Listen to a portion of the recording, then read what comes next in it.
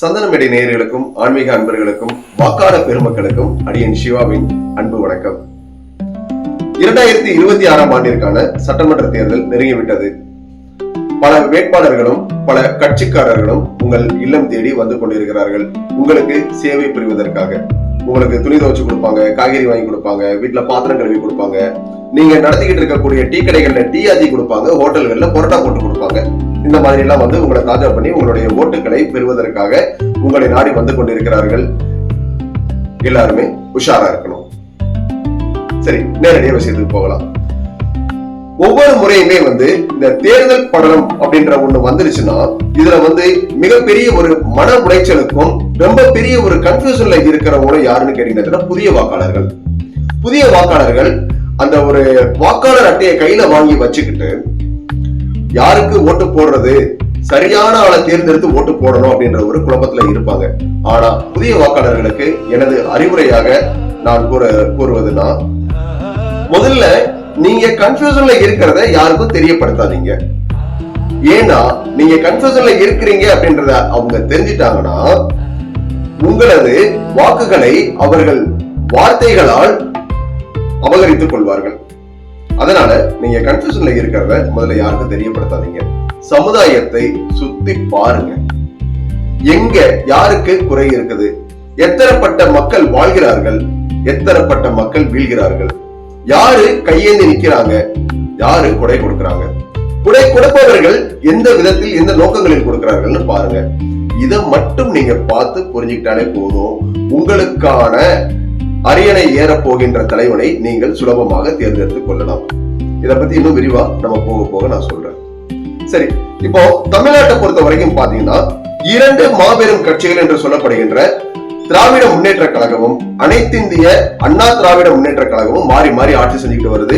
கிட்டத்தட்ட வந்து நம்ம காலங்களிலும் நமது பெற்றோர்களின் காலங்களிலும் நமது முப்பாட்டனார்களின் காலங்களிலும் கூட 3 தலைமுறைகளாக இந்த இருபெரும் கட்சிகள் மட்டுமே மாறி மாறி ஆட்சி செய்து நமக்கான விடியலை, நமக்கான ஒரு வாழ்வாதாரத்தை, நமக்கான பொருளாதாரத்தை எந்த விதத்தில் பெருக்கி கொடுத்து இருக்கிறார்கள் அப்படின்ற ஒரு ஸ்ட்ராங்கான காரணம் இதுவரைக்கும் யாருமே சொல்லல.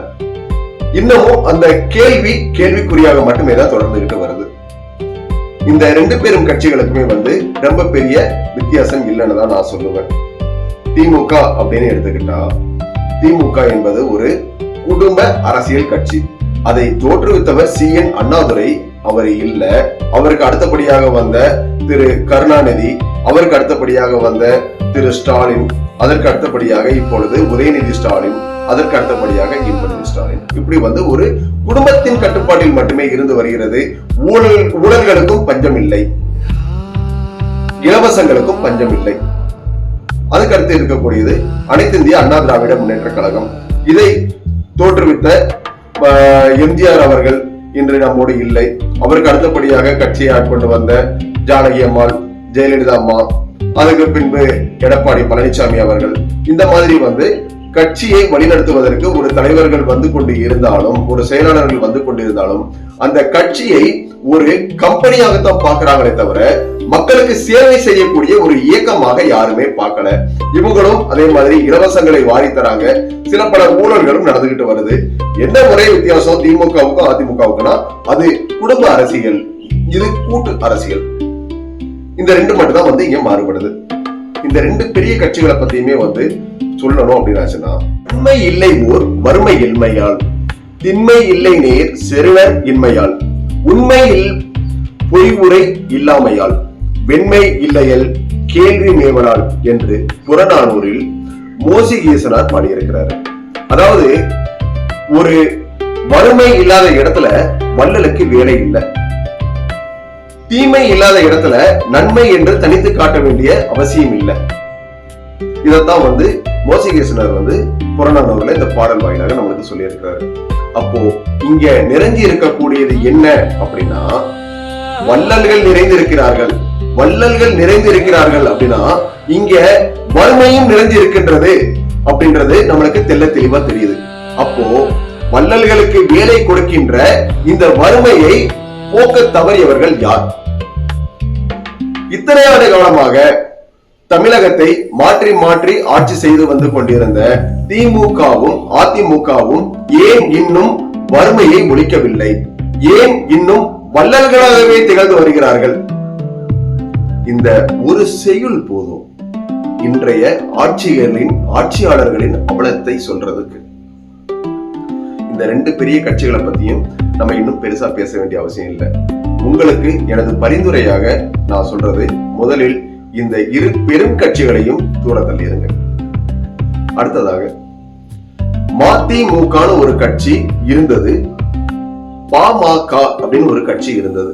அதாவது மறுமலர்ச்சி திராவிட முன்னேற்ற கழகம், பாட்டாளி மக்கள் கட்சின்னு ரெண்டு கட்சிகளும் இருந்தது.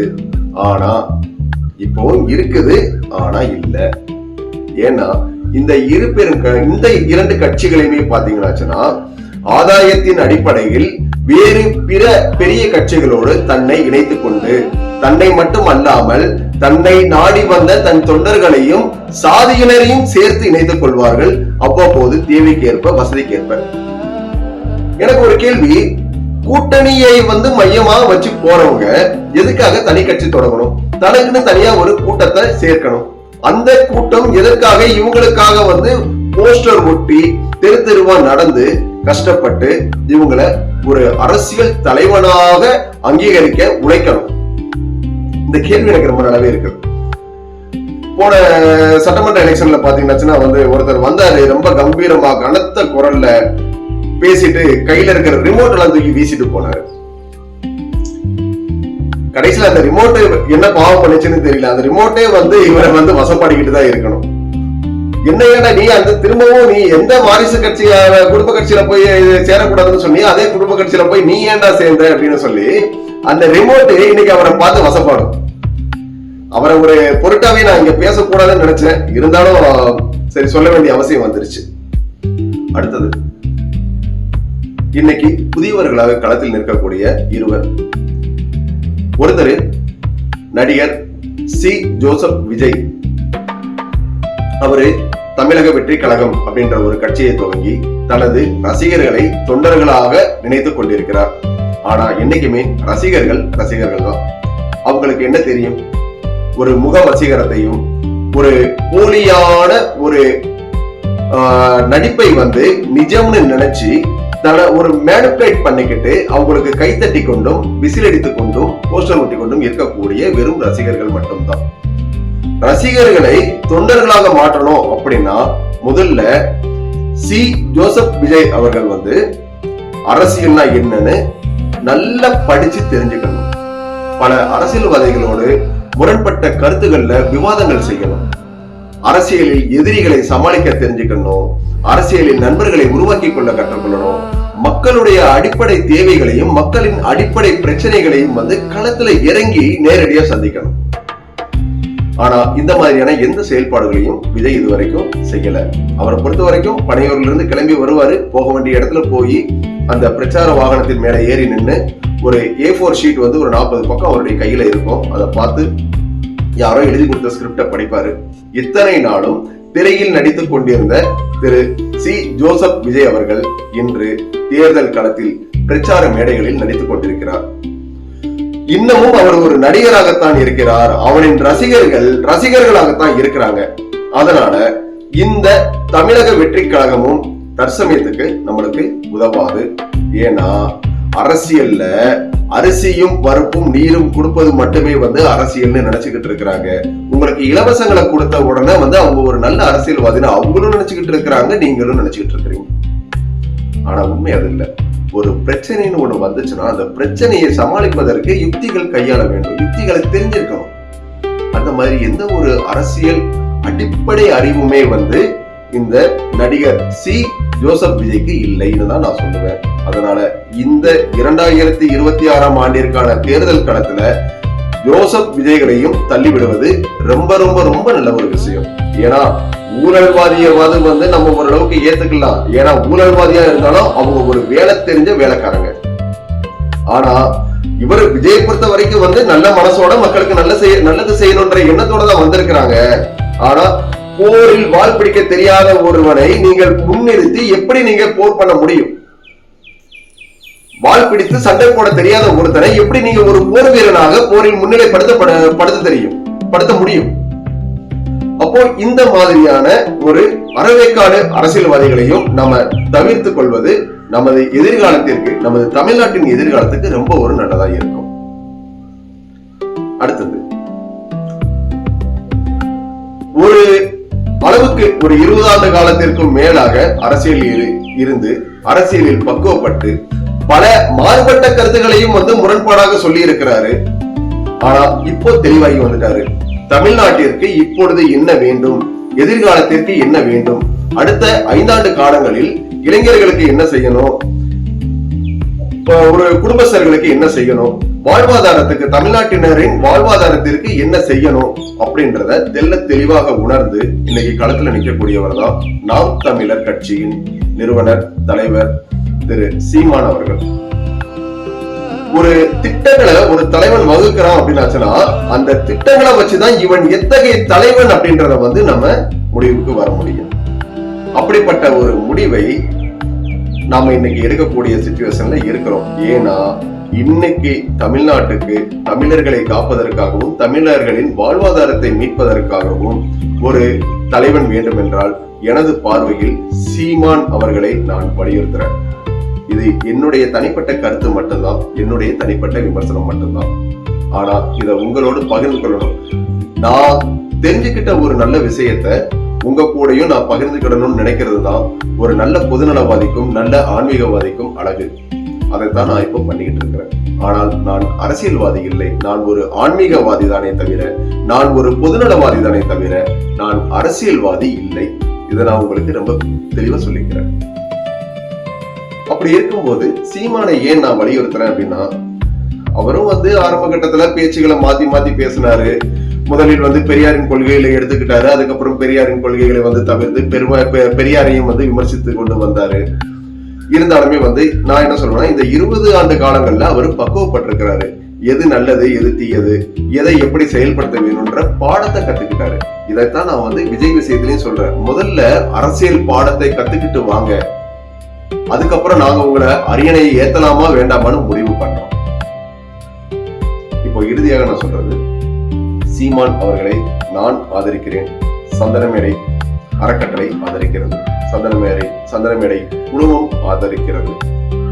இத நான் உங்களுக்கு தெளிவா நான் சொல்றேன். ஒரு நல்ல தலைவனை தேர்ந்தெடுப்பதற்கு முன்பு நல்ல சிந்திங்க, ஆராய்ச்சி செய்து பாருங்க. எந்த தலைவனால உங்களுடைய தலையெழுத்தை ஓரளவுக்கு மாற்ற முடியும்.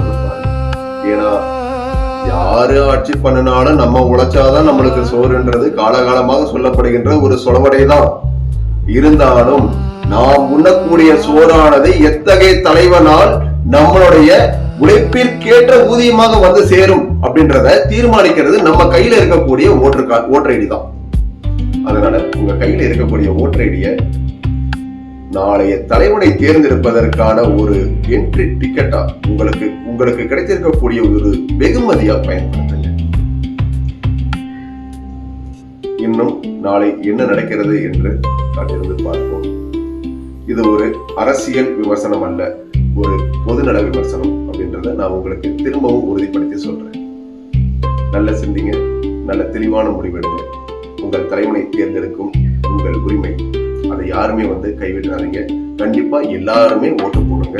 உங்கள் வாக்காளர் உரிமையை எக்காரணம் கொண்டும் விட்டு கொடுத்து விடாதீர்கள். இதுல இன்னொரு முக்கியமான விஷயம் சொல்லணும்னா, அரசியல்வாதிகளை பொறுத்த வரைக்கும் நம்ம அவங்களுக்கு வாக்காளர்கள் இல்ல, அவங்களுக்கு வாடிக்கையாளர்கள். அவங்க நம்மளுக்கு கொடுக்கக்கூடிய இலவசங்களும் பணமும் அவங்க போடுற இன்வெஸ்ட்மெண்ட். ஒரு வியாபாரி ஒரு பொருளில், ஒரு மூலப்பொருளில் முதலீடு செய்கிறான், விளம்பரத்திற்காக செலவு செய்கிறான் அப்படின்னா அந்த மூலப்பொருளுக்கு போட்ட பணத்தையும் விளம்பரத்திற்காக செய்த செலவுகளையும் யாருடைய தலையில கட்டுவான்? அவன் பண்ற ஒவ்வொரு செலவு, ஒவ்வொரு பைசாவும் நாளைக்கு நம்ம தலையில தான் விலையேற்றமாக விடியுமே தவிர மொத்தத்தையும் அந்த வியாபாரி எல்லா செலவுகளையும் ஏற்றுக்கிட மாட்டாங்க. இந்த ஒரு அடிப்படை விஷயத்தை மட்டும் நீங்க புரிஞ்சுட்டாலே போதும். உங்களுக்கு இன்னைக்கு 1000 ரூபாய் கொடுக்கிறவன் அவன் செய்யற முதலீடு, அவன் நாளைக்கு உங்கள்ட்ட இருந்து 10,000 ரூபாய் சம்பாதிக்கிறதுக்கு தான் பார்ப்பான். இத தெளிவா புரிஞ்சுக்கிட்டாலே போதும். தெளிவான சிந்தனையுடன் முடிவெடுங்கள். வாழ்க வையகம், வளரட்டும் தமிழகம்.